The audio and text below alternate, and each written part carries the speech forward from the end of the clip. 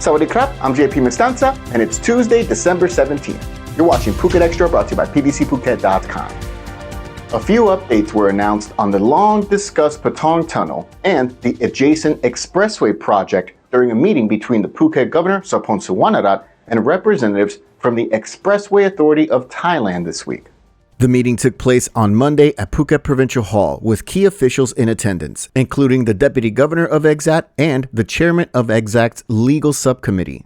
The whole project is being dubbed the Phuket Expressway Project, an umbrella term that, for Phuket residents, actually refers to both the Patong Tunnel Project and the Muang Mai Kokeo Katu Expressway Project. The project is being developed in two phases. The first is the Patong Tunnel from Katu, which will span 3.9 kilometers and involve 16.7 billion baht, about a third of which is being spent for land acquisition, and the rest will be spent on construction. At the moment, land acquisition is underway, with the project's investment model expected to be finalized and approved by the cabinet in Bangkok within the next few weeks. Meanwhile, the second phase comprises of the 30.6 kilometer long Muang Mai Kokeo Katu Elevated Expressway. This project is set to have an estimated budget of 45.8 billion baht, half of which is set for land acquisition and the other half for construction. The required environmental impact assessment is now being done on this portion of the project and is expected to be submitted to the National Environment Board within the next few months. Officials say that both the tunnel and the expressway will shorten the travel time from the Phuket International Airport to Patong Beach from 90 minutes to 20 minutes. EXAT took full control of the funding and construction of the long-talked-about projects earlier this year after a lack of interest from the private sector during the bidding process in April of 2023. In October, a delegation from EXAT sent to Phuket inspected areas where the planned construction is to be conducted, and they determined the preliminary property prices in Patong, covering a total of 110 plots of land. An estimated 150 million baht is set to be distributed to the property owners who signed agreements there, to be paid in installments, which have already begun last month. Another round of committee meetings to determine preliminary property prices in Katu were held in late October. For more, visit thephuketnews.com. The man responsible for a fatal hit and run on Saturday morning in Sri Suthorn, in which the body of a 22-year-old Thai national was dragged about 800 meters, he's now surrendered to police. 41-year-old Wuttarat Buddha surrendered to authorities at Talang Police Station and even brought the vehicle involved in the collision to the station. The accident took place at about 3 a.m. on Saturday morning along Sri Suthorn Road near the Bangjo intersection. Wuttarat was driving a white Toyota Yaris when he struck a green and black Honda motorbike being ridden by 22-year-old Kunlachat Ampaisan. The young man's body became entangled under Wuttarat's vehicle and was dragged 800 meters before it became loose and Wuttarat fled the scene. On Saturday, Wuttarat surrendered himself to Talang police and authorities conducted a blood alcohol test at a medical facility. He now faces charges of reckless driving causing death, fleeing the scene of an accident, and failing to report the incident to authorities immediately. Legal proceedings are now underway. For more, visit thephuketnews.com.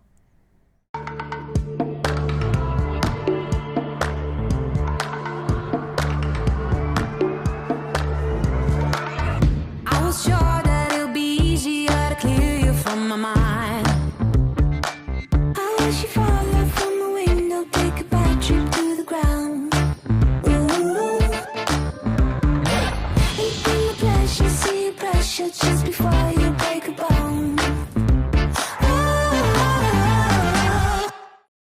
The iconic Peranakan buildings stand proudly in the heart of Phuket town, and in an effort to promote the island, the Phuket International Airport used a photo to show them.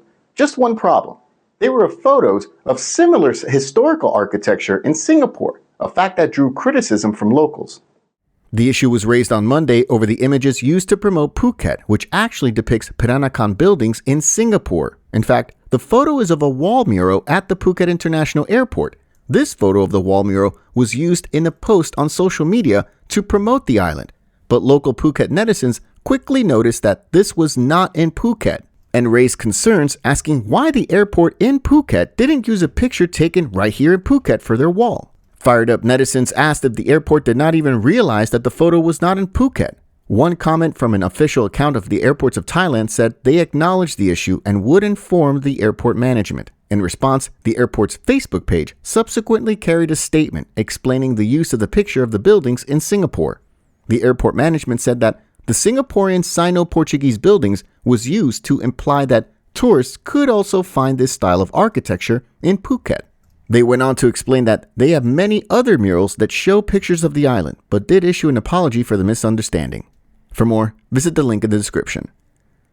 Former Prime Minister Thaksin has been appointed as an advisor by the Malaysian Prime Minister when Malaysia takes up the chairmanship of the Association of Southeast Asian Nations, known as ASEAN, next year.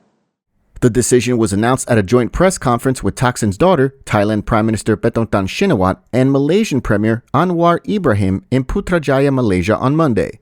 The Bangkok Post reports that Ms. Paetongtarn was on a 2-day visit to Malaysia to discuss various issues, including the possibility of linking their campaigns to bolster the tourism sector and to deepen border relations.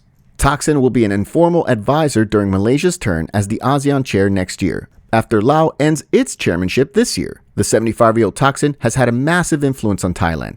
Thaksin is barred from office after being found guilty of abuse of power and conflicts of interest, charges that he evaded for 15 years while in self-imposed exile, from which he remained a central player in intermittent turmoil back home here in Thailand. He made a dramatic return to Thailand in August of last year and was jailed for 8 years, a sentence that was commuted days later by His Majesty King Vajiralongkorn. Thaksin spent only a few hours in jail before being transferred to a hospital on health grounds, where he spent 6 months before being paroled in February. In fact, his appointment as an informal advisor to the ASEAN chair next year comes as the National Anti-Corruption Commission here in Thailand announced a new investigation into 12 officials at the Department of Corrections and Police General Hospital over Thaksin's 6-month stay at the hospital instead of prison.